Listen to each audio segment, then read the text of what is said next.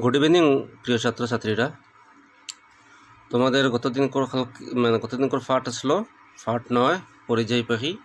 ওদিন তো আমি পরিযায়ী পাখি খারাপ হয় বুঝাই দিছি। এই যে পাখিগুলা দেশ বিদেশ থেকে ঘুরিয়া কোনো একটা নির্দিষ্ট জায়গাতে আয় কয়দিন তাকে খাওয়া দাওয়া করে আবার দেশ ঘুরিয়ে যায় গিয়ে তারা সময় মতো তারা রেখা হয় পরিযায়ী পাখি। আর এই পরিযায়ী পাখিগুলা দেখার লাগি যেগুলো মানুষ আইন বিভিন্ন নির্দিষ্ট জায়গাত এই নির্দিষ্ট জায়গাত গড় আইন এই মানুষ এরা কেতা হয় পর্যটক হওয়া হয়। ঠিক আছে, প্রতিদিন আমরা কিছু এক্সারসাইজ করলাম, এক্সারসাইজগুলো আবার দেখে নিই। আচ্ছা, এক্সারসাইজে কি আসলো যে এই দেখো, মানচিত্র দেখে নিচের প্রশ্নগুলির উত্তর দাও। দেওয়াস দেখা যায় এমন দুটি বনাঞ্চলের নাম লেখো। দেওয়াস দেখা যায় দুইটা বনাঞ্চল কিতা আসলো, দেওয়াস দেখা যায় তোমরা এই দেখো কাজিরাঙ্গা বিভিন্ন জলাশয় ব্রহ্মপুত্রের দুর্গম অঞ্চল এই দুই জায়গাত পাওয়া যায়।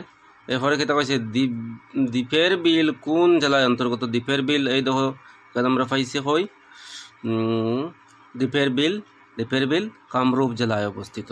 এরপরটা ডিমা হাসাও জেলায় অবস্থিত পক্ষী উদ্যানটির নাম কি। আমি কতদিন কইছি ডিমা হাসাও জেলাটা আমরা প্রতিবেশী জেলা, আমরা কাছাড় জেলা পরেও এই জেলাটা যে বনাঞ্চলটা পক্ষী উদ্যান আছে এটার নাম কি, জাটিঙ্গা পক্ষী উদ্যান। এরপরেরটা দেখো গোলাঘাট জেলায় অবস্থিত বিখ্যাত রাষ্ট্রীয় উদ্যানটির নাম কি। গোলাঘাট জেলায় অবস্থিত রাষ্ট্রীয় উদ্যানটির নাম হইল গিয়া কাজিরাঙ্গা রাষ্ট্রীয় উদ্যান। এই কাজিরাঙ্গা রাষ্ট্রীয় উদ্যান কোন জেলায়? গোলাঘাট জেলায়। দেখো গোলাঘাট জেলা।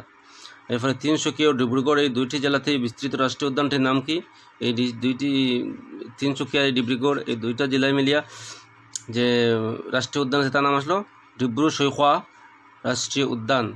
ঠিক আছে, এগুলো তো আমরা গতদিন কোন পাখি কোন সময় আসামে আয় আর কোন জায়গা থেকে আয় এগুলো তো কতদিন আমরা এই টেবলটা একবার পড়ছি, তোমরা আবার করে একবার পড়বাই। এখন নেক্সট পেজে আমরা দেখি কিতা আছে। ঠিক আছে, নেক্সট পেজে আছে। আচ্ছা, তালিকাটির সাহায্যে নিচের প্রশ্নগুলির উত্তর লেখো। এই যে তালিকা আগের পাতায় আসলো, এই যে তালিকা দেখিয়া এই প্রশ্নগুলির উত্তর লেখো। প্রথমটা হইল কিতা দেখো,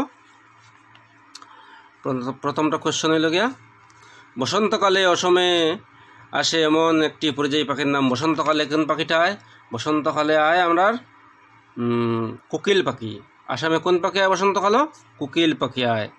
এরপরের প্রশ্নটা কিতা কইছে, মুক্ত আকাশে ঝাঁকে ঝাঁকে উড়ে বেড়ায় এমন এক প্রকার পরিযায়ী পাখির নাম লেখো। মুক্ত খোলা আকাশে ঘুরিয়ে বেড়ায় যে পাখিগুলো কিতা আছে, উন্মুক্ত আকাশে ঝাঁকে ঝাঁকে উড়ে বেড়ায় পাখিটির নাম চাতক। কি? চাতক। চাতক এটা। এরপরে দেখো কাইট শব্দ করে আকাশে উড়তে দেখা যায় এই পরিযায়ী পাখিগুলির নাম কি।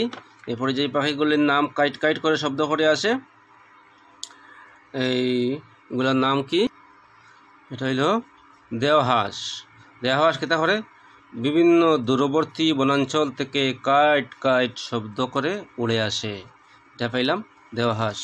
এরপরেরটা কিতা হয়েছে স্টার্লিং পাখি কোন সময় অসমে আসে। স্টার্লিং কোন সময় আয়? এই স্টার্লিং দেখো ওখানে কই থেকে আয়? কাশ্মীর থেকে।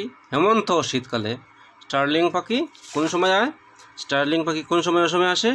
হেমন্ত, ওই দেখো ওইখানে আছে হেমন্ত ও শীতকালে। এইটা হইল কি স্টার্লিং পাখি।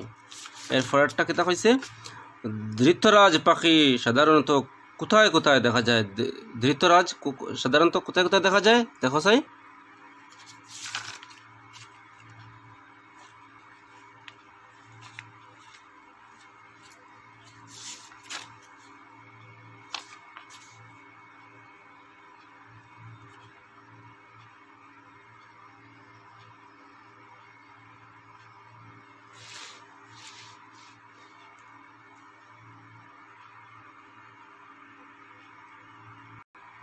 আচ্ছা, আজকের এই কার্যকলাপটা দেখিয়া আজকে এটা শেষ করবো।